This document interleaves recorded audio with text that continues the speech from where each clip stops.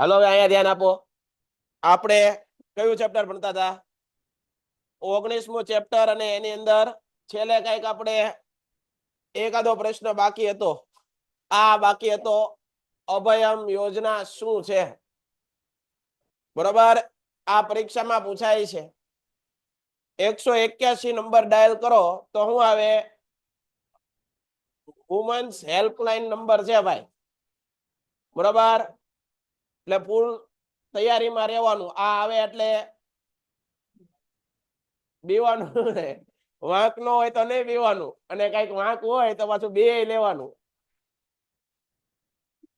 ખોટે ખોટા આવા કોઈ પણ હેલ્પલાઇન નંબર હોય ભાઈ, એની અંદર ખોટે ખોટા ફોન કરવાના નહીં. ઘણા લોકોની ટેવ કેવી હોય ખબર? 108 આવશે કે નહીં ઈ જોવા હાટુ ફોન કરે, અને પછી ત્યાં કોઈ ઘટના થઈ જ ન હોય. આવા પણ ફોન કરવા વાળા માણસો પીડ્યા છે. તો એવું કરાય.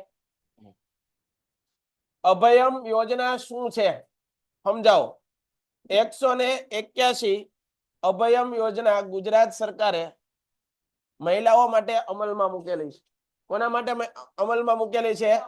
મહિલાઓ માટે અમલમાં મૂકેલી છે. કઈ યોજના? 181. આ કયો નંબર છે? Helpline number. મહિલાઓને સુરક્ષા અંગેનો હેલ્પલાઇન. મહિલાઓ સાથે કોઈ પણ જાતની ગેરરીતિ થઈ હોય, ખોટો વ્યવહાર થયો હોય, કોઈક જગ્યાએ હેરાન કરતા હોય કોઈ, તો મહિલાઓ છે આ હેલ્પલાઇન નંબરનો ફોન કરી અને પોતે ફરિયાદ પોતાની નોંધાવી શકે. થોડાક સમયમાં જ તે પોગી જાય. બરોબર છે. આવો જ એક નંબર તમારે યાદ રાખવાનો, 108. કયો નંબર? 108. એ તમને બધાને યાદ છે. કોઈ જગ્યાએ અકસ્માત થયો હોય, કોઈ બીમાર હોય, બરોબર, તો આપણે 108. બહુ સારી એવી સેવા છે ભાઈ. બરોબર. બહુ સારી એવી કામ આ સરકારનું છે. શારીરિક, માનસિક, સામાજિક હિંસાથી ત્રસ્ત મહિલા પોતાની સુરક્ષા અને સલામતી તથા વિકાસ માટે મદદ મેળવવા. અહીંયા ધ્યાન. વિકાસ માટે મદદ મેળવવા માટે આ હેલ્પલાઇન પર માત્ર એક કોલ કરીને જરૂરી માર્ગદર્શન મેળવી શકે છે. તો આ આપણે યાદ રાખશું. આગળ હવે જુઓ, પ્રશ્ન છે. પ્રશ્નોત્તરી ઉપર આવી જઈએ. થોડાક પ્રશ્નોની ચર્ચા કરીએ. જીવનની ગુણવત્તા સુધારવા કઈ મૂળભૂત જરૂરિયાતો સંતોષાવી જરૂરી છે? તમારા જીવનની જરૂરિયાતો પૂરી કરવા માટે કઈ મૂળભૂત જરૂરિયાતો? તો કે ભાઈ અન્ન, વસ્ત્ર, શિક્ષણ. અન્ન, વસ્ત્ર, સ્વાસ્થ્ય. અન્ન, વસ્ત્ર, આવાસ. તો કે ભાઈ આમાં શું આવે? જો બધામાં મૂંઝવણ છે તો હવા, પાણી અને ખોરાક. એની બદલે અહીંયા શું લખેલું છે? અન્ન, વસ્ત્ર અને આવાસ. અન્ન, વસ્ત્ર, મનોરંજન. આ આવે નહીં. મનોરંજન કઈ જીવન જરૂરી વસ્તુ નથી. અન્ન, વસ્ત્ર અને આવાસ એટલે કે ખોરાક, કપડા અને આવાસ. આ જરૂરી છે. આ જરૂરી છે. આવાસ એટલે રહેઠાણ જરૂરી નથી. અન્ન, વસ્ત્ર અને સ્વાસ્થ્ય. સ્વાસ્થ્ય પણ જરૂરી. અન્ન, વસ્ત્ર અને શિક્ષણ. એમાં શું છે? આ આવશે.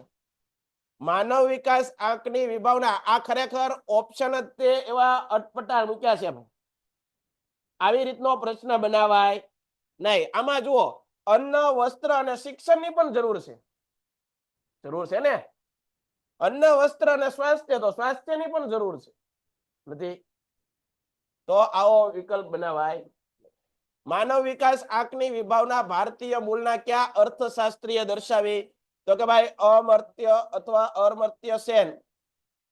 એ નોબેલ પારિતોષિક વિજેતા હતા ભાઈ. નોબેલ પારિતોષિક જીતેલા. માનવ વિકાસ માટે આંતરરાષ્ટ્રીય ક્ષેત્રે કઈ સંસ્થા કામ કરે? યુએનડીપી. પૂરું નામ છે united nations development programme. UNESCO. તો એનું વડું મથક યાદ રાખો, ફ્રાન્સનું પેરિસ. FAO રોમ. રોમમાં આવેલું છે આનું. FAO નું વડું મથક રોમ, ઇટાલી. જો અહીંયા શું આવે? ફ્રાન્સનું પેરિસ. અહીંયા રોમ, ઇટાલી. ઇટાલીનું શહેર છે રોમ. અહીંયા શું આવે? યુનિસેફ. અમેરિકાના ન્યુયોર્કમાં. ક્યાં? અમેરિકાના ન્યુયોર્કમાં. આ વડું મથક પણ યાદ રાખવા જોઈએ. ભારતીય મૂળના કયા અર્થશાસ્ત્રીને નોબેલ પારિતોષિક? તો એમાં પણ આ જવાબ આવે. માનવ વિકાસ આંક 2009 સુધી જે નિર્દેશકોનો ઉપયોગ કરવામાં આવ્યો હતો તેમાં નીચેનામાંથી કોનો સમાવેશ થતો નથી? જ્યારે આવો પ્રશ્ન હોય સમાવેશ થતો નથી ત્યારે શાંતિથી ઉભા રહી જવાનું. આપણું ગાડું બહુ ફાસ્ટ ચાલતું હોય તો આપણે શું કરી નાખવાનું? થોડુંક ધીમા પડવાનું, કારણ કે આ માર્ક કપાવે આપણા. 2009 સુધીના જે માનવ વિકાસ આંકના નિર્દેશકો હતા એમાં કઈ કઈ બાબતો હતી? કઈ કઈ બાબતો હતી? તો એમાં જો શિક્ષણ તો હતું ને, આરોગ્ય હતું, આરોગ્ય હતું, સરેરાશ આયુષ હતું, માનવીની હું આમાં આવશે માનવીની ગુણવત્તા. તો આમાં જવાબ શું આવશે?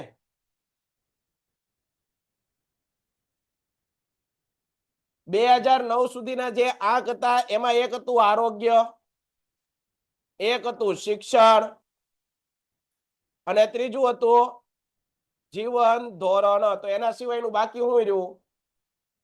માનવ વિકાસ આંક કેટલા નિર્દેશકોને સંયુક્ત રીતે ઉપયોગ કરવામાં આવે છે? કેટલા એના સ્તંભો છે માનવ વિકાસના? કેટલા છે? કોઈ કે 6. માનવ વિકાસ આંક ઈસવીસન 2010 માં જે નિર્દેશકોનો ઉપયોગ કરવામાં આવ્યો તેમાં નીચેનામાંથી કોનો સમાવેશ થતો નથી? આવક આંકનો સમાવેશ થાય છે. જો આનો સમાવેશ થાય, આનો પણ સમાવેશ થાય છે, આનોય થાય છે, તો આ આવે જવાબ. આ આચો જવાબ આવે. છઠ્ઠામાં કેટલા આવે? એ. તો 4 કેના છે? યુએનડીપી એ જે સ્તંભો લખી કર્યા એ સ્તંભોની અંદર કયા કયા આપણે લખાવ્યા હતા તમને? સમાનતા, સ્થિરતા, ઉત્પાદકતા અને સશક્તિકરણ. આગળ 2010 માં માનવ વિકાસ આંક માટે અપેક્ષિત આયુષ્ય આંકમાં મહત્તમ અને ન્યૂનતમ. હાલો, 83.6 અને 20. માનવ વિકાસ અહેવાલ 2015 મુજબ ભારતનો અપેક્ષિત આયુષ્ય આંક 68 કે 64? બરોબર જોજો. 2010 થી માનવ વિકાસ આંક માટે 25 વર્ષની વ્યક્તિએ શાળામાં વિતાવેલા વર્ષોમાં મહત્તમ અને ન્યૂનતમ કેટલા?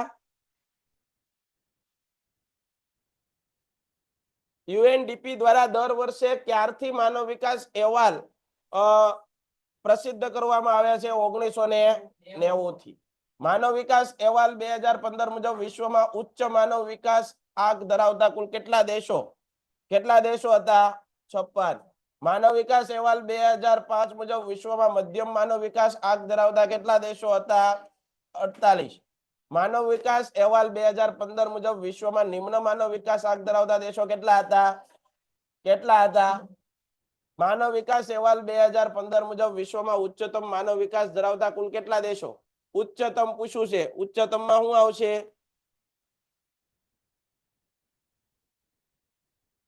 માનવ વિકાસ અહેવાલ 2015 મુજબ ભારતની માથાદીઠ કુલ ઘરેલું પેદાશ કેટલા ડોલર? કેટલા ડોલર?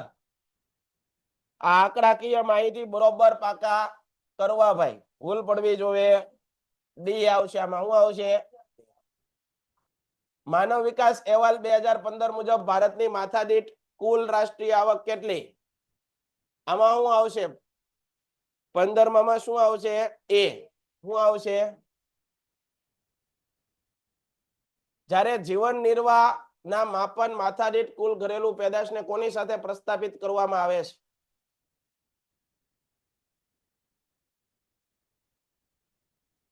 બી જવાબ આવશે, માથાદીઠ કુલ રાષ્ટ્રીય પેદાશ. ત્યારબાદ હવે બાકી શું રહ્યું? માનવ વિકાસ અહેવાલ 2015 મુજબ ભારતનો અપેક્ષિત શાળાકીય વર્ષનો આંક કેટલા? શાળાકીય વર્ષ કીધું છે 11.7. 2010 થી માનવ વિકાસ આંક માટે 5 વર્ષનું બાળક પોતાના જીવનના કેટલા વર્ષો શાળામાં વિતાવશે? તે મહત્તમ અને ન્યૂનતમ કેટલા વર્ષ નક્કી કર્યા છે? કેટલા? માનવ વિકાસ અહેવાલ 2015 મુજબ ભારતના શાળાકીય સરેરાશ વર્ષો કેટલા? શાળાકીય સરેરાશ વર્ષો કેટલા? 5 પોઈન્ટ. તો અહીંયા તમારું જે આ ચેપ્ટર છે એ શું કરીએ છીએ આપણે સમાપ્ત કરીએ છીએ. હવે પછીનું નેક્સ્ટ ચેપ્ટર કેટલામું છે? 20મું ચેપ્ટર. અને પછી બાકી રહે ભારતમાં સામાજિક સમસ્યા અને પડકારો. શું કીધું છે? ભારતની અંદર સામાજિક સમસ્યા અને પડકારો. કઈ કઈ સામાજિક સમસ્યા? 2 વૈશ્વિક સમસ્યાઓ વિશે વાત કરી ગયા. એક ગરીબી અને બેરોજગારી એ સમસ્યા જ હતી, એ ભણી ગયા છીએ આપણે 17મા ચેપ્ટરમાં, હું ન ભૂલતો હોત. બરાબર. આગળ આપણે એવી જ સમસ્યાઓ વિશે ચર્ચાઓ કરવી છે. એની અંદર આપણે કયા કયા મુદ્દાઓને સમજવાનો પ્રયત્ન કરશું? તો કે ભાઈ સાંપ્રદાયિકતા. આજે ધર્મ વચ્ચેની જે દોટ છે, લોકો આ ધર્મ, દરેકના પોતપોતાના ધર્મ પ્રત્યે જે પોતાનાપણાની ભાવના છે હોવી જોઈએ, પણ એના કારણે બીજા ધર્મને નીચો કે હલકો સમજવો એ એક આપણી ભૂલ છે. શું છે? ભૂલ છે. તમે જે ધર્મમાં હો, તમે જે ધર્મને માનતા હો એને તમે માનો. આપણા સંવિધાને ના નથી કીધી, હા પાડી છે. તમે માનો, તમને જે પણ ભગવાનમાં, તમારા અલ્લાહમાં જેમાં રસ પડતો હોય એમાં, બરોબર છે. પણ એના કારણે બીજા કોઈની લાગણી, બીજા કોઈના ધર્મ પ્રત્યે એમ ન કહેવાય કે તમે અમારો ધર્મ ઊંચો છે તમારો ધર્મ નીચો છે. આવું કોઈ દી બોલાય નહીં. તો આ સાંપ્રદાયિકતા, જ્ઞાતિવાદ, આ એક મોટી સમસ્યા છે. જ્ઞાતિઓ, બરોબર, આપણી એક જ જ્ઞાતિ હોવી જોઈએ, માનવતા, બધા માણસ છીએ, બરોબર. પણ આજે આપણે અલગ અલગ જ્ઞાતિઓમાં શું થઈ ગયા છીએ? ડિવાઈડ થઈ ગયા છીએ. ભલે આપણે ભારતમાં રહીએ છીએ, પણ આપણામાં ભારતીયતા છે નહીં. આપણે બધા જ્ઞાતિઓના જ પક્ષ લઈએ છીએ. મારી જ્ઞાતિનો પક્ષ, ફલાણા ભાઈની જ્ઞાતિ આ છે, બરોબર. આ આપણી બુદ્ધિ કેવી કરે છે? ટૂંકી બુદ્ધિ કરે છે. શું કરે છે? આપણે બધાને એમ વિચારવું જોઈએ કે આપણે બધા અંતે તો શું છીએ? ભારતીય છીએ, બરોબર છે. અનુસૂચિત જાતિઓ, કહો ભાઈ, છત્તીસગઢની એની અંદર નક્સલવાદ, જ્યાં શિક્ષણનું સ્તર નીચું હોય, જ્યાં લોકોમાં જાગૃતતા નથી, ત્યાં લોકો, બાળકો, યુવાનો, તમારી જેવા યુવાનો છે, એ બંદૂકો લઈને ખોટે ખોટા ખરાબ પ્રવૃત્તિઓ, અસામાજિક પ્રવૃત્તિઓ તરફ વળી જાય છે. એને નક્સલવાદ કહેવાય. છત્તીસગઢમાં ને એમાં આજે પણ નક્સલવાદીઓ છે, બરોબર છે. એની પ્રવૃત્તિઓ સારી હોય નહીં. અનુસૂચિત જાતિ અને અનુસૂચિત જનજાતિઓ, સાહેબ આ વસ્તુ શું છે? અનુસૂચિત જાતિ સમાજના એવા વર્ગો, એસસી, એસટી, ઓબીસી, સમાજના એવા વર્ગો કે આઝાદી મળી ભારતને ત્યારથી લઈને આજ સુધી એ બધા છે, એનો આટલો બધો વિકાસ થયો નથી. એ છે તો માણસો જ તે, તમારી જેવા જ છે, પણ એનામાં શિક્ષણનું સ્તર છે. આગળ વધવામાં એ લોકો કંઈક ને કંઈક શું થયા છે? પાછળ, બીજા સમાજની સરખામણીમાં. આવી કાસ્ટને અનુસૂચિત જાતિ, અનુસૂચિત જનજાતિઓ કહેવાય. બંધારણીય જોગવાઈઓ, આપણા સંવિધાનની અંદર અનુસૂચિત જાતિ, અનુસૂચિત જનજાતિઓ માટે કેવા પ્રાવધાન, કેવી કલમોનું વર્ણન છે એ આપણે ભણશું. પૂછાયો, અનુસૂચિત જાતિઓ વિશે પૂછાતું હોય છે પરીક્ષામાં. મોસ્ટ આઈએમપી પ્રશ્ન બને. આ અનુસૂચિત જાતિઓની કલમો પણ યાદ રાખવાની છે અને આ પ્રશ્ન પણ પાકો કરીને જવાનો છે. પૂછાતો હોય છે. પૂછાણો હતો ને? બરોબર છે. બંધારણીય જોગવાઈ, આતંકવાદ એક વૈશ્વિક સમસ્યા. આતંકવાદ પણ કરીને જવાનું પરીક્ષામાં. ભારતમાં બળવાખોરી, કાશ્મીરમાં આતંકવાદ, આતંકવાદ સામાજિક અસરો અને આર્થિક અસર. આ બધા મુદ્દાઓ આ ચેપ્ટરની અંદર આપણે ભણવાનો એક પ્રયાસ કરવાનો છે, બરોબર છે. આગળ જોઈએ. પહેલું જોઈએ, કેવી વિચારધારા. વાત કરી છે વિચારધારાની. માણસની વિચારધારા કેવી હોવી જોઈએ? તમે બધા નાગરિક છો, આપણે સૌ ભારતીય છીએ, આપણામાં કેવી વિચારધારા હોવી જોઈએ? સંકુચિત વિચારધારા કે બ્રોડ, વાઇડ, કેવી હોવી જોઈએ? વિશાળ હોવી જોઈએ. તમામ લોકોને આવકારી લેવાની ભાવના આપણામાં હોવી જોઈએ. ટૂંકી બુદ્ધિ નહીં. બરોબર છે. જોઈએ વિચારધારા સમાજને કેવી વિભાજન તરફ લઈ જાય છે. તો કે ભાઈ ભારત બિનસાંપ્રદાયિક અને ધર્મનિરપેક્ષ રાષ્ટ્ર છે. ભારતનો કોઈ પ્રોપર ધર્મ નથી. આપણા બંધારણમાં, આપણા સંવિધાનમાં કે કોન્સ્ટિટ્યુશનમાં એવું ક્યાંય લખ્યું નથી કે ભારતનો ધર્મ આ છે. લખ્યું છે? પણ ભારતે એવું કીધું છે ભારત દરેક ધર્મને માન આપે છે, આદર આપે છે, એને આવકારે છે. શું કરે છે? આવકારે છે, એની રિસ્પેક્ટ કરે છે. પણ ભારતના બંધારણનો કોઈ ધર્મ નથી. પાછું એવું લખ્યું બંધારણમાં. શું લખ્યું? તો કે ભાઈ દરેક વ્યક્તિ પોતાની ઈચ્છા અનુસાર, હું દરેક વ્યક્તિ પોતાની ઈચ્છા અનુસાર કોઈ પણ ધર્મને માની શકે, પાળી શકે, અનુસરી શકે. શું કીધું? ભારતનો કોઈ પણ નાગરિક પોતાની ઈચ્છા અનુસાર કોઈ પણ ધર્મ માની શકે, એને પાળી શકે, એનું અનુસરણ કરી શકે. પણ ધાર્મિક સ્વતંત્રતાનો ઉપયોગ કરતી વખતે તે કોઈ બીજા લોકોને એ ધર્મ માનવા માટે પ્રેરિત કરે અથવા તો બીજાના ધર્મને હલકો કે એ બરોબર નથી. આવું કરવાનું નથી. તમે તમારો ધર્મ છે, તમને ગમે એ ધર્મ માનો, પાળો, તમે ભગવાનને પૂજો, બરોબર, ઈશ્વર અલ્લાહ કોઈ પણને પૂજો, કાંઈ ના નથી. પણ તમારા લીધે કોઈ બીજાની ભાવના છે, બીજાની સાથે અન્યાય થવો જોઈએ નહીં. સમજાય છે? સમજાણું? તો સંવિધાનની અંદર આજે જે બધા ટીવીની અંદર બાતતા હોય, ટીવીની અંદર ન્યૂઝ ચેનલમાં છે, એક ઓર ઇસ્લામના કોઈક વડાને રાખે, એક ઓર હિન્દુના રાખે, એક ઓર ક્રિશ્ચનના કોઈક રાખે, એક ઓર ગુરુદ્વારના કોઈક શીખ મહારાજને રાખે, એમ કરીને અંદરો અંદર ઝઘડાવે. શું કરાવે? બધાડે. તમે જોયું હોય છે ટીવીમાં. હું બોલું છું એવું નહીં, ટીવીમાં આવું આવે છે. અને એકબીજા કલાક 2 કલાક બાજીને પાછા એ બહાર જઈને પાછા બધા એ હરી મળીને ચા પીને નાસ્તો બાસ્તો કરીને હો ના ઘરે વ્યા જાય. અને એના કારણે બીજા 2 જ્ઞાતિઓ, 2 સમાજ, 2 ધર્મના લોકો શું કરે છે? બાંધે છે. તો કોઈની વાતમાં આવવું નહીં.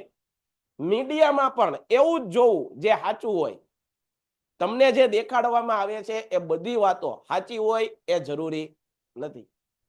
આજે તમારા સમાજની અંદર આપણે પણ આ બધા વિસ્તારોમાં રહીએ છીએ. અહીંયા કોઈ જાતના ભેદભાવ જોવા મળે છે? બધા હળી મળીને રહે જ છે. એકબીજાની દુકાને વસ્તુ લેવા જાય છે, આવું કાંઈ છે? પણ ટીવીમાં જુઓ ને તો એકબીજાને હામી કરી નાખે. રોષ પ્રગટ થાય. શું થાય? એકબીજાના ધર્મ પ્રત્યે રોષ, આક્રોશ ઉભો થાય કે લે આવું બધું હોય છે.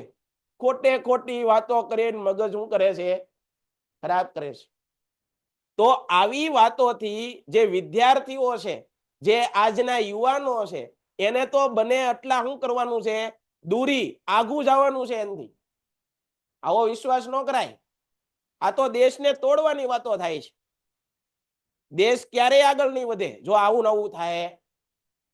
એટલે આજે બધા વિશ્વના દેશોની નજર ભારત ઉપર એટલે છે કે ભારતની જે નવી જનરેશન છે, ભારતની જે યુવા પેઢી છે, એને જો ગેરમાર્ગે દોરવામાં આવે તો ભારતને કોઈ આગળ વધારી શકશે નહીં. આપણે એકવાર ભૂલ ખાઈ ગયા. કોની આગળ? અંગ્રેજો આગળ. અંગ્રેજો ભારતમાં આવ્યા અને અંગ્રેજી શિક્ષણ પ્રથા લાવ્યા. અંગ્રેજી શિક્ષણ લાવવા વાળા જ અંગ્રેજો. શું કરવા લાવ્યા? આપણે આપણા મૂળ વેદો, કાલે મેં વેદોની એની વાતો કરી હતી આપણે સાંજના લેક્ચરમાં, રાત્રે. આપણે આપણી વૈદિક સભ્યતાને શું કરી નાખી? ભૂલી ગયા.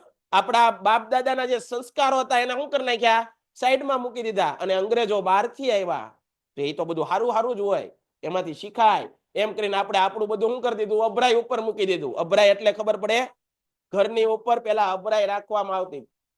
પેલા ઘરની અંદર સુશોભન માટે અભરાઈઓ જ હતી, બીજું કઈ હતું નહીં. ગ્લાસ હોય, ગ્લાસની ઉપર કાંઈક વાટકા મૂક્યા હોય ને આમાંથી અભરાઈ હોય.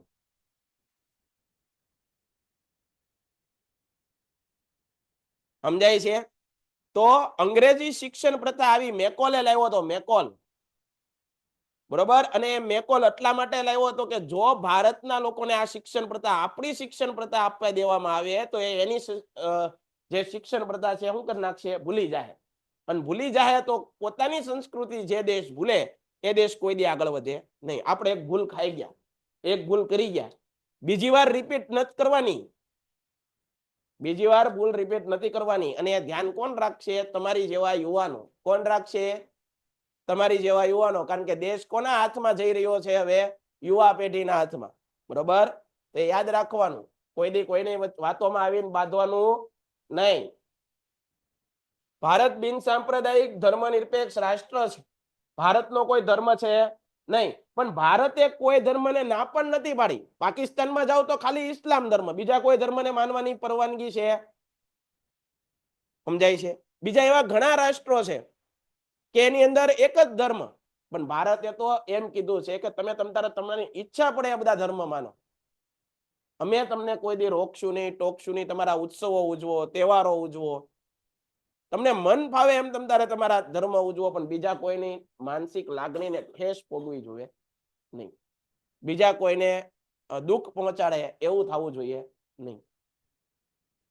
સંકુચિત સાંપ્રદાયિકતાનું આચરણ દેશના બંધારણથી વિરુદ્ધ છે. તમારી બુદ્ધિ ટૂંકી હોય તો એ તમારો પ્રોબ્લેમ છે, દેશ વિરુદ્ધ છે. સમજાય છે? આ જે લોકો હુલ્લડો કરે છે, એકબીજાને બધાવે છે, એ બધા ટૂંકી બુદ્ધિ, બરોબર છે. એ લોકોને ખબર જ નથી આપણા દેશ વિશે. આમ છતાં કોઈ ધાર્મિક જૂથ સંપ્રદાય વિના કારણે અન્ય ધર્મ કે સંપ્રદાયનો વિરોધ કરવા મળે છે. તમે કારણ જાણો છો? એના વિશે કઈ જાણો છો? નથી જાણતા. અને કોઈકની વાતોમાં આવીને નાની એવી રીલ જોઈને આમાં અમે ધોકા ઉડાડવા માંડે. એમ કરાય? ન કરાય. ત્યારે સાંપ્રદાયિક તણાવ પેદા થાય છે.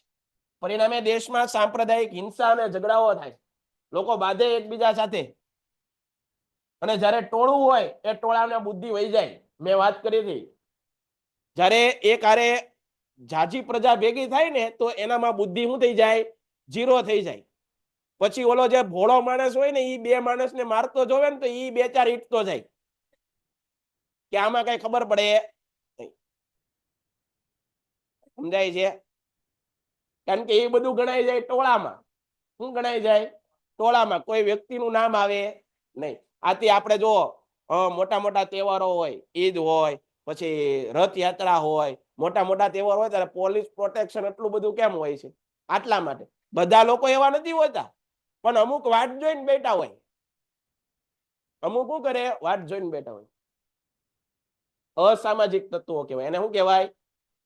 દરેક સમાજમાં આવા કોઈક ને કોઈક અસામાજિક તત્વો હોય છે, બરોબર. આખો સમાજ એવો ન હોય, દુનિયામાં બધા એવા ન હોય, કોઈક હોય. કોઈક ધર્મ સંપ્રદાયના લોકો પોતાના ધર્મ કે સંપ્રદાયને બીજા ધર્મની તુલનામાં, શું કીધું? બીજા ધર્મની તુલનામાં શ્રેષ્ઠ દર્શાવવા પ્રયત્ન કરે. અમારો ધર્મ મોટો. એ વસ્તુ ખોટી છે. એ વસ્તુ શું છે? ખોટી છે. તમે ધર્મમાં માનો, બધાનો ધર્મ, બધાની પોતપોતાની ઈચ્છા, પોતાની ધાર્મિક હિતોને જ પ્રાધાન્ય આપે. ત્યારે સમાજમાં વર્ગ વિગ્રહ થાય. વર્ગ વિગ્રહ થાય એટલે વિભાજન. તેઓ અન્ય ધર્મના લોકોને સાંપ્રદાયિક દ્રષ્ટિથી જુએ, એની સાથે ભાઈબંધી ન કરે, એની સાથે બેઠે નહીં. આવું થવા મળે પછી. સમજાય છે? તો એવું થવું જોઈએ નહીં. તેઓ પોતાના અલગ ઓળખ બનાવી બીજાઓથી વેગળા રહે છે. વેગળા એટલે અલગ રહે છે. વ્યક્તિ પોતાના જ દેશબંધુઓને પોતાના વિરોધી માને છે. તમે પ્રતિજ્ઞા જોઈ છે, ભારત મારો દેશ છે, બધા ભારતીયો મારા ભાઈ અને બહેન છે, બરોબર. હું મારા દેશને ચાહું છું. આપણે ચાહીએ છીએ આપણા દેશને? ખાલી પ્રતિજ્ઞા પૂરતા. તેથી સમાજમાં મતભેદ અને ધૃણાનું વાતાવરણ ઊભું થાય છે. આ પ્રકારની સંકુચિત સાંપ્રદાયિક વિચારધારાની ઉગ્રતા સમાજને વિભાજન તરફ શું થઈ જાય છે? લઈ જાય. સાંપ્રદાયિકતા દૂર કરવાના ઉપાયો જણાવો. કે ભાઈ લોકોની અંદર આવી જે ટૂંકી બુદ્ધિ છે એને દૂર કરવા માટે શું કરવું? એના માટે બીજું તો કઈ થાય નહીં. સમજાવાય. સમજવાથી ન માને તો આપણે સમજી જવાય, બરોબર છે. જુઓ અહીંયા ફોટો પણ દીધો છે. અલગ અલગ રેલી કાઢશે, નાની એવી વાતોમાં રેલી કાઢશે, સભા સરકસ કરશે, દુકાનો બંધ કરી દેશે, ધંધાઓ બંધ કરી દેશે. નુકસાન કોને જાય ભાઈ? નુકસાન કોને જાય? આપણે. અને લોકો એની હારે પાછા જોડાઈ જાય. આયા છે સાંપ્રદાયિક તત્વો સામે સૌ નાગરિકોએ સરકારે સખ્તાઈથી કામ લેવું. કેવી રીતે? સરકાર તો બિચારા શું છે, પ્રોટેક્શન હોય એટલે એનું કામ, પણ નાગરિકોએ સમજી વિચારીને જોડાવવું જોઈએ. શું કરવું જોઈએ? સમજી વિચારીને જોડાવવું જોઈએ. કોઈ પણ સંજોગોમાં તેમની સામે ઝૂકવું નહીં, તેમજ સમાધાન કરવું નહીં. શિક્ષણ દ્વારા આ સાંપ્રદાયિકતા દૂર કરવી હોય તો એના માટે એક સરસ મજાનું માધ્યમ છે, અને એ છે શિક્ષણ, એજ્યુકેશન. તમે શિક્ષિત હો, તમે ભણેલા ગણેલા હો, તો તમારી અંદર આ બધી ભાવનાઓ થોડીક શું થઈ જાય? દૂર થઈ જાય, ઓછી થઈ જાય. સમાજને દરેક વર્ગોની જરૂર પડશે. શું પડશે? સમાજને દરેક લોકોની જરૂર પડશે. આજે તમે એમ કહો કે મારે મારા ધર્મમાં બધું મળી જાય એવું નહીં, બીજા ધર્મના લોકોની પણ તમને જરૂર પડશે. પડે કે ન પડે? એકબીજાથી અલગ કોઈ રહી શકવાનું નથી, બધા લોકોને એકબીજાની જરૂર પડશે. સાંપ્રદાયિકતા અસરકારક રીતે નાબૂદ કરી શકે તેથી અભ્યાસક્રમોમાં બધા ધર્મોના સારા તત્વો, જુઓ શું કીધું? અભ્યાસક્રમ, જે સ્કૂલનો અભ્યાસક્રમ હોય, તમે ભણો છો, એની અંદર કઈક સારા તત્વો, બાઇબલ હોય તો બાઇબલના સારા તત્વો, કુરાને શરીફ હોય તો કુરાને શરીફના સારા જે કઈ પણ સારી વસ્તુઓ હોય, વાર્તાઓ હોય કે જે વિદ્યાર્થીઓને સમજાય, વેદો હોય તો વેદોની સારી વાતો, ભગવદ્ ગીતા છે, બરોબર છે? કોઈ પણ ધર્મ હોય, આપણે તો સારી બાબતો અંદર મૂકવાની છે, તો જેથી કરીને વિદ્યાર્થીને પણ એવું થાય કે ભાઈ આપણે પણ ભવિષ્યમાં આ બુક વાંચવી છે. બરોબર? જૈન ધર્મએ અહિંસાને બહુ માન આપ્યું. જૈન ધર્મએ, બૌદ્ધ ધર્મએ કરુણાને બહુ માન આપ્યું. કરુણા એટલે કે કોઈ પણ જીવ પ્રત્યે દયા રાખવી. આવું બૌદ્ધ ધર્મ વાંચવા જેવો, બૌદ્ધ ધર્મના પુસ્તકો વાંચવા જેવા. જૈન ધર્મએ અહિંસા પરમો ધર્મ, લોકોની હિંસા નહીં. કેટલું મોટું કામ! તમે એના પુસ્તકો વાંચો તો તમને તમારું આપોઆપ તમારું માઇન્ડ આખું ફ્રેશ થાય. સમજાય છે? તો વેકેશન જ્યારે આપણે બોર્ડની એક્ઝામ પૂરી થાય અને પછી ઘણો બધો સમયગાળો મળશે એટલે એકાદો મહિનો તો તમે ઠેકડા મારવો એટલા મારી લો, પછી તમને પાછો કંટાળો આવશે કે હવે સારું કરવું હું. લાંબુ વેકેશન હોય ને, તો ત્યારે સારા અમુક પુસ્તકો ઘરમાં રાખવા, જ્યારે વાંચવાનું મન થાય ને તો ઘડીક વાંચવું. સમજાય છે? આખો દિવસ બધી પ્રવૃત્તિ કરીને કંટાળશો તો ક્યારેક તો એમ થાય કે સારું કરવું શું હવે, તો સારા પુસ્તકો વાંચજો. બરોબર? વાંચવા જોઈએ. તદ ઉપરાંત શાળાઓમાં સ્વધર્મની પ્રાર્થનાઓ, સામાજિક ધાર્મિક તહેવારોની ઉજવણી. ભાઈચારાની ભાવના કેમ આવે ભાઈ? દાખલા તરીકે શાળાની અંદર આપણે સ્કૂલમાં ભણતા હોય તો એમાં બધા લોકો હોય, હિન્દુ, મુસ્લિમ, દરેક ધર્મના લોકો. તો શાળાની અંદર કેવી પ્રવૃત્તિ કરાવી હોય તો એકબીજામાં ભાઈચારાની ભાવના. તો કે ભાઈ હિન્દુઓનો તહેવાર આવે તો મુસ્લિમ લોકો આયોજન કરે, મુસ્લિમોનો તહેવાર આવે તો હિન્દુ લોકો આયોજન કરે. આવું બધું કરે એકબીજા વિદ્યાર્થીઓ, તો વિદ્યાર્થીઓની અંદર ભાવના કેવી જાગે? ભાઈચારાની. અને આ હારામાં હારું કામ જો કોઈ કરી શકશે તો શિક્ષણ મારફતે જ થાય. સ્કૂલની અંદર જ આવું શીખવાડવામાં આવશે તો જ લોકોનું મગજ શું થાય? ફરશે. બરાબર? બાકી એક વસ્તુ એ પણ છે, જીવનમાં યાદ રાખજો, સારી વાતો લોકો સુધી ઓછી અસર કરે છે, પણ નેગેટિવ વાતો લોકો તરત મગજમાં કેચઅપ કરે છે. આ એક જોવા જેવું છે. યાદ પણ તરત રહી જાય છે એવી વસ્તુ. પણ સારી વસ્તુ છે એ લોકો સુધી ઓછી પહોંચે છે. એ પહોંચાડવા માટે આપણે બધાએ એકબીજાને શું કરવી પડશે? મદદ કરવી પડશે. સારી વાતોને વહેંચો. તમારી આગળ કંઈક સારો વિડીયો આવ્યો હોય, સારી રીલ્સ આવી હોય તો કોઈકને શેર કરો. બરોબર? બાકી જીકમ જીક કરોમાં, બરોબર, નહીં કરવાનું. ભારતમાં ચૂંટણી પંચે સાંપ્રદાયિક વિચારધારણા પર આધારિત રાજકીય પક્ષોને માન્યતા આપવી નહીં. ચૂંટણી માટે ખાસ કરીને આચાર સંહિતા બનાવીને તેનો ચુસ્તપણે અમલ કરવો અને કરાવવો. રેડિયો, ટેલિવિઝન, ફિલ્મ, અહીંયા ધ્યાન આપો, આ પણ બહુ મોટું માધ્યમ છે. આને દ્રશ્ય શ્રાવ્ય માધ્યમ કહેવાય. ટેલિવિઝનની અંદર અમુક અમુક એવા મૂવી, એવી વેબ સિરીઝ કે જેના દ્વારા લોકોના જીવન સુધરી પણ શકે અને બગડી પણ શકે. બે સિક્કાની બે બાજુ છે. આપણે કયા રસ્તે જવું નક્કી આપણે કરવાનું.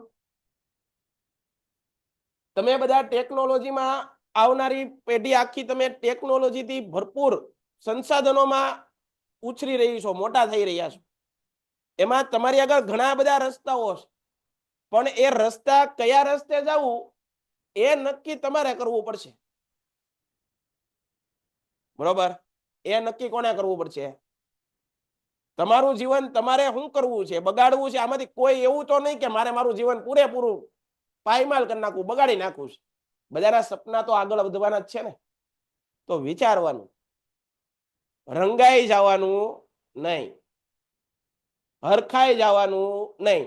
જે વસ્તુ અત્યારે તમને મજા કરાવે છે એ જિંદગીમાં આગળ જઈને તમને શું કરાવશે?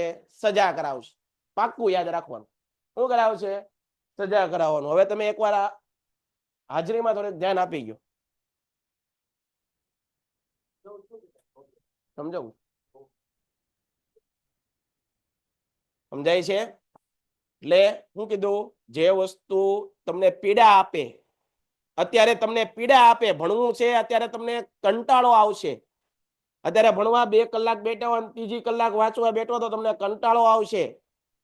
પણ જે વસ્તુ તમને અત્યારે કષ્ટ આપે છે, મહેનત માંગે છે, તમે થાકી જાઓ છો, રાતે પડ્યા ભેગી ઊંઘ આવી જાય છે, આ વસ્તુ તમારું જીવન આગળનું કેવું કરશે? સુધારશે. પણ અત્યારે જે મજા કરાવશે, અત્યારે જે તમને મોજ મજા કરાવે છે ને, અત્યારે જે લોકો આમાં બધા પ્રકારના વિદ્યાર્થીઓ હોય, ઘણા લોકો અત્યારે મજા કરે છે, એ ભવિષ્યમાં સજા મળશે એને. કારણ કે સમય વયો ગયો હોય, અને સમય વયો ગયો એ પાછો હાથમાં આવતો, ગોતે હાથમાં આવતો નથી. ખાલી અફસોસ રે. શું રે? કે બાકી રહ્યું આપણું પૂરું. આવું ભાઈ અમે ભણતા ને ત્યારે અમને સમજાવવા વાળા હતા નહીં, પણ અમે સમજ્યા. કેમ? કારણ કે અમારીથી પણ એવી ભૂલો થઈ છે. ભગવાન નથી, અમે પૂર્ણતઃ પરમેશ્વર છીએ એવો દાવો કરતા નથી, કારણ કે ભગવાન સિવાય બીજું કોઈ પૂર્ણ હોઈ શકે. પણ જે કઈ પણ અનુભવોમાંથી અમે શીખ્યા એ તમે ન કરો, એટલા માટે વાતો કરવાની છે. આ બધા ચેપ્ટર ખાલી ને ખાલી વાંચી જવાના નથી, જીવનમાં કંઈક આમાંથી શીખ લેવાની છે. સમજાય છે? દ્રશ્ય શ્રાવ્ય માધ્યમો લોકમત ઘડનારા શ્રેષ્ઠ વિજાણુ માધ્યમ છે. રેડિયો, ટેલિવિઝન પોતાના કાર્યક્રમો દ્વારા સિનેમાના પડદા પર ફિલ્મોએ સમાજમાં સર્વધર્મ સંભાવ અને સહિષ્ણુતાની ભાવનાનો પ્રચાર કરવો જોઈએ. રેડિયો અને ટેલિવિઝનને રાષ્ટ્રીય હિતો અને રાષ્ટ્રવાદને પ્રોત્સાહન મળે તેવા જ કાર્યક્રમો પ્રસારિત કરવા જોઈએ, જેથી લોકોમાં જાગૃતતા આવે, લોકો કંઈ શીખે. આવા જ કંઈક ને કંઈક શું કરવા જોઈએ? કાર્યક્રમો એને બનાવવા જોઈએ. પણ આજે એમાં પણ થોડુંક દૂષણ આવી ગયું છે. ટીઆરપી વધારવા આટલું લોકો જેવા તેવા કાર્યક્રમો મૂકી દેતા હોય છે. સમજાય છે? આપણે રોકી નથી શકવાના ભાઈ. આપણો દેશ લોકશાહી દેશ છે, આપણો દેશ પ્રમુખશાહી નથી. એટલે તમે રોકી નહીં શકો. તમારી આગળ એવી વસ્તુઓ આવશે જોવામાં, પણ એ તમારે નક્કી કરવાનું. મેં શું કીધું? પૂરેપૂરી જવાબદારી કોને કરવાની છે? તમારી. સક્ષમ, સબળ, નિષ્પક્ષ યુવાનો સાંપ્રદાયિક હિંસાને નાબૂદ કરવા કમર કસવી જોઈએ. યુવાનોએ ઝપટમાં કોઈને આવવાનું નથી. યુવાનોની આ યુવાન કાળ, આ યુવાની છે, એને ખાલી ને ખાલી પોતાના લક્ષ્ય માટે જ તે સમર્પિત કરવાની છે. પોતાના મા બાપ માટે જ એને શું કરવાનું છે? મહેનત કરવાની છે. એને બીજી કોઈ આવી નાની મોટી આલતુ ફાલતુ વાતોમાં કોઈ દી રસ લેવાનો છે નહીં. યુવાનોમાંથી સાંપ્રદાયિક ભાવના નાબૂદ થાય, તેમનામાં વૈજ્ઞાનિક દ્રષ્ટિકોણ ખીલે એવા શૈક્ષણિક સામાજિક પ્રયત્નો કરવા. અને એ પ્રયત્નો કોણ કરે છે? અમારી જેવા શિક્ષકો, અથવા તો કોઈક બાર તમારા વડીલો, તમે જેને સાંભળતા હો, અત્યારે તમે સાંભળો છો, બાકી ઘરના નથી સાંભળતા. અમુક આટલા બધા બેઠા છો ને તમે એક જણો બોલે છે ને તમે સાંભળો છો, તો જે લોકો કઈક કોઈક જેનું સાંભળતા હોય એ લોકોએ આવી બધી વાતો કરવી જોઈએ. સમાજમાં બુદ્ધિજીવીઓ, રાજકીય નેતાઓ, ધર્મ કે સંપ્રદાયના વડાઓ વગેરે સાથે મળી અને આ બધી સાંપ્રદાયિકતાને અંકુશિત અને નિર્મૂળ કરવા જેટલા પણ પ્રયત્ન થાય એ બધા પ્રયત્ન બધાએ હળીમળીને કરવા જોઈએ. આપણા દેશની અંદર ઘણી બધી તાકાત સમાયેલી છે ભાઈ, ઘણી બધી શક્તિશાળી દેશ છે આપણો, પણ આપણે જે ખોટી પ્રવૃત્તિઓમાં પીડ્યા છીએ એના કારણે આપણો દેશ નું ઉપર કોઈક આંગળી ચીંધે એવું થાય. બરોબર છે. ભારતમાં ધર્મ, જાતિ, ભાષા, પ્રદેશ થી ઉપર રાષ્ટ્રહિતો અને રાષ્ટ્ર ગૌરવ છે, આવું બધું આપણે ભૂલી જઈએ છીએ. આપણે ગુજરાતમાંથી જઈને મરાઠી મહારાષ્ટ્રમાં જઈએ તો એને આપણે ગુજરાતી થઈ જાય, પણ સ્પોર્ટ્સમેન લોકોની સ્પિરિટ જોજો. સ્પોર્ટ્સમેન લોકો હોય એ લોકો બધા ધર્મના હોય, છતાં એ લોકો જયારે વિશ્વમાં રમવા જાય ત્યારે શું કે છે ત્યાં ઇન્ડિયન શું કે છે, ન્યાય એમ કે છે કે ભાઈ હું ફલાણી જ્ઞાતિનો છું, આ ધર્મનો છું, અમે આ ગુરુદ્વારે જઈ, એવું કોઈ કે? ખાલી એક જ ઓળખ, કઈ? ઇન્ડિયન. સમજાય છે? તો આપણી ઓળખ ખરેખર તો કઈ છે? ઇન્ડિયન, ભારતીય.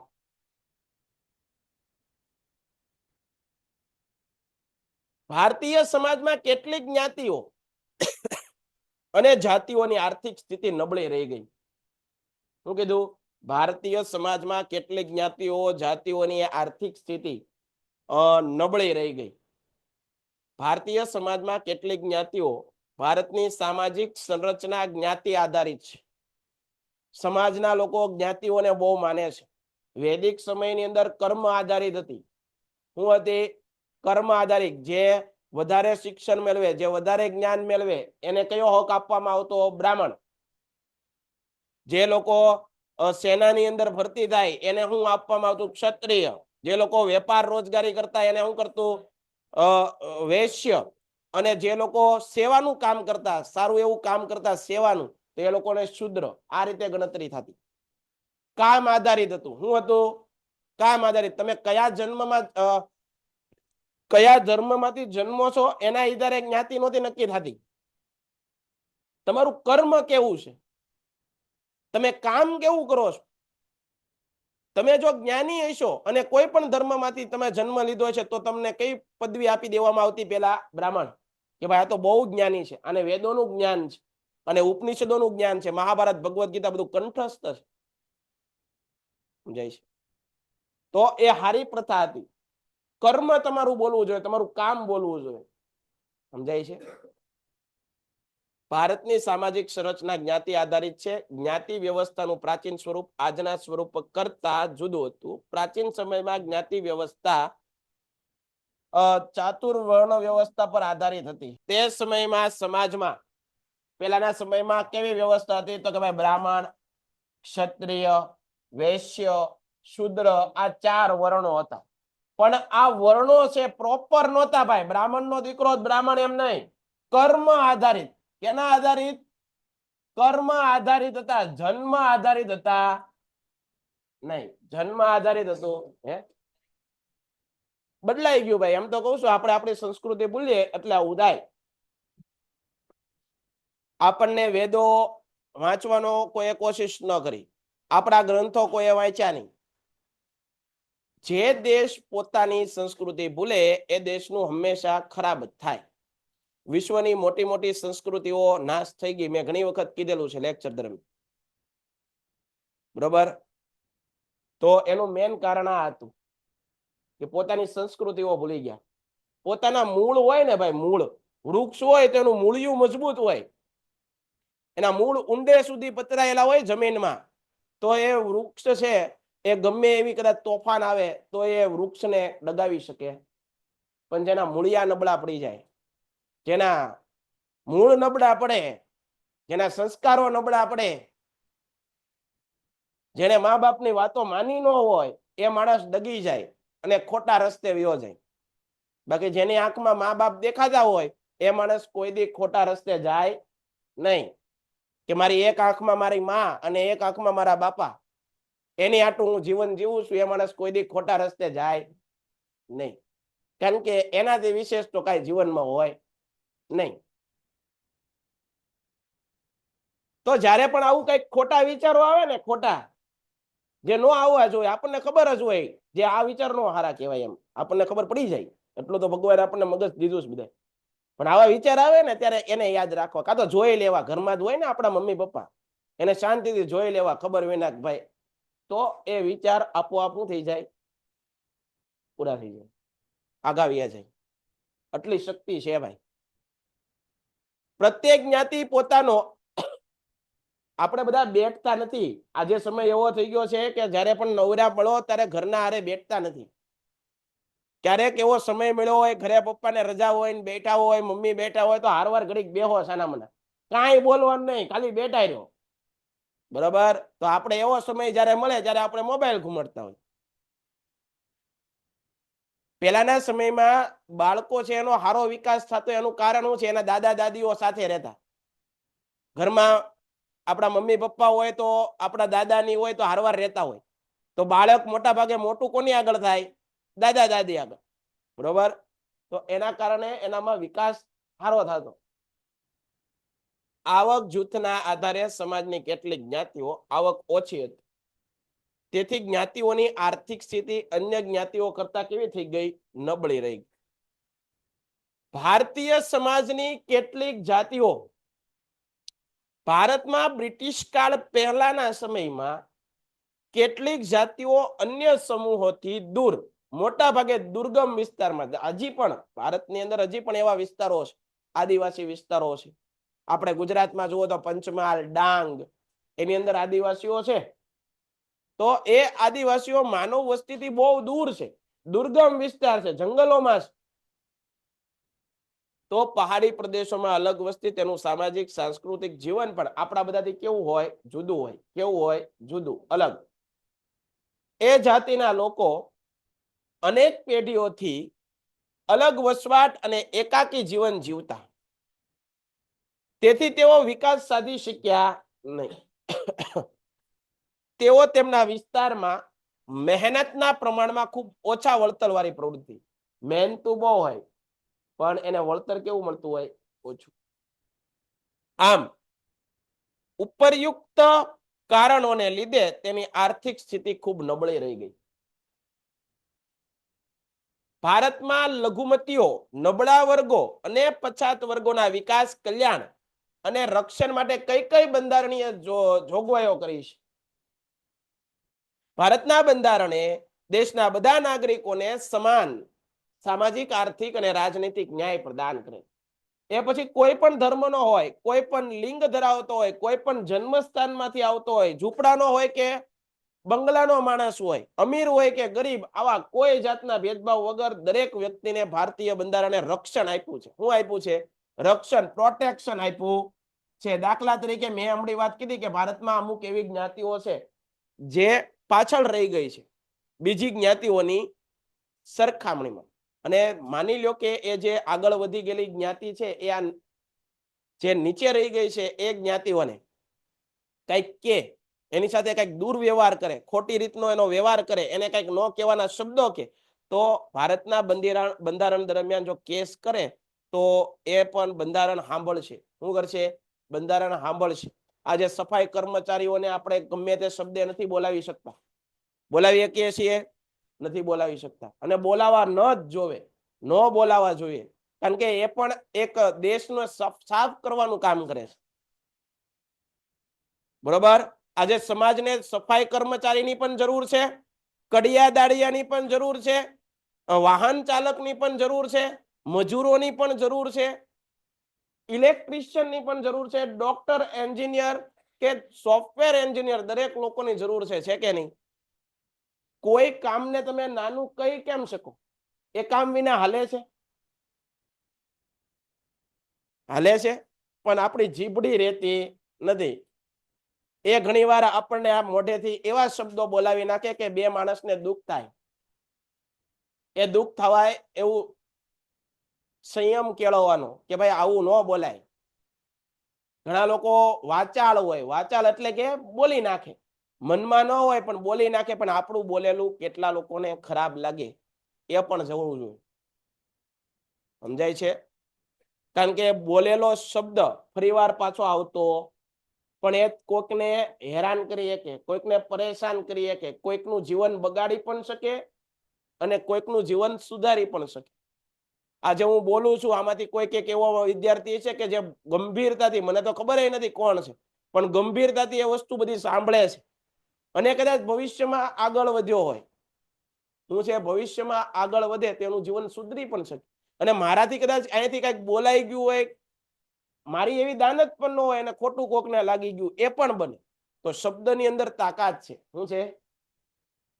જ્યારે પણ કોઈ શબ્દ બોલીએ તો એને આપણે પાણી છે ગાળીને ગાળીને પીએ છીએ. ઘરમાં પાણી હોય તો એને આપણે ગાળીને પીએ છીએ, પણ શબ્દો બોલતા પહેલા એનો પણ ફિલ્ટર રાખવું જોઈએ. પેલા વિચારવું જોઈએ કે આ શબ્દ હું બોલું, પણ એ ફિલ્ટર છે નહીં, બોલી નાખે. બરોબર છે? તો એવું થવું જોઈએ નહીં ભાઈ, ધ્યાન રાખવાનું. દેશની દરેક વ્યક્તિ સમાન તક, સમાન દરજ્જો પ્રાપ્ત થાય એ માટે જાતિ, જ્ઞાતિ, ધર્મ, ભાષા, લિંગના આધારે કોઈ પણ પ્રકારનો ભેદભાવ રાખવામાં આવતો નથી.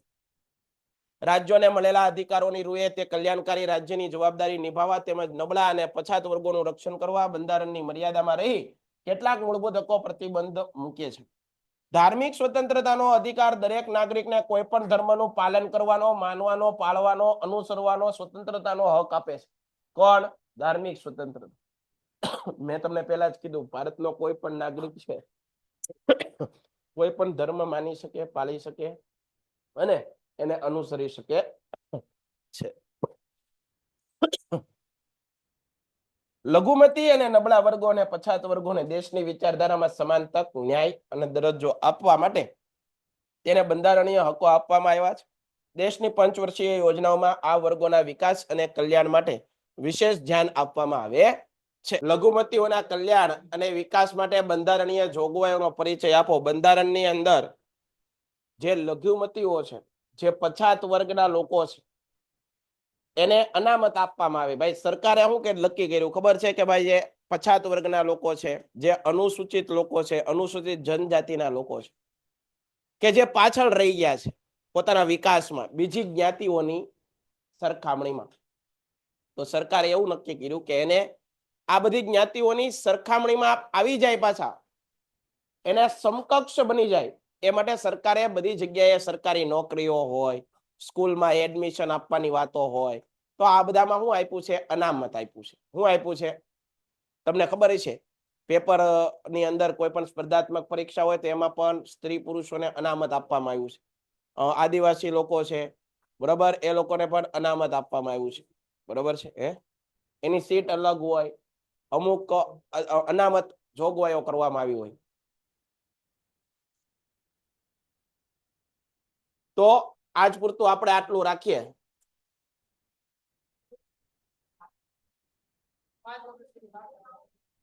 પાંચમો પ્રશ્ન, હા યાદ રાખજો ભાઈ. આ ચેપ્ટર કેટલા માર્ક નું છે પેલા કહી ગયો મને? 4 માર્ક નું આ ચેપ્ટર છે. એની અંદર 2 માર્કમાં પ્રશ્ન પૂછાય છે. વિભાગ બી ની અંદર 2 માર્કના કેટલા પ્રશ્ન?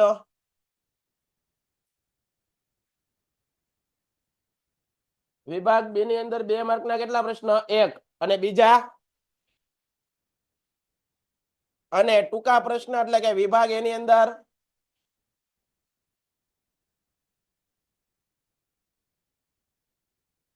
2 પ્રશ્ન.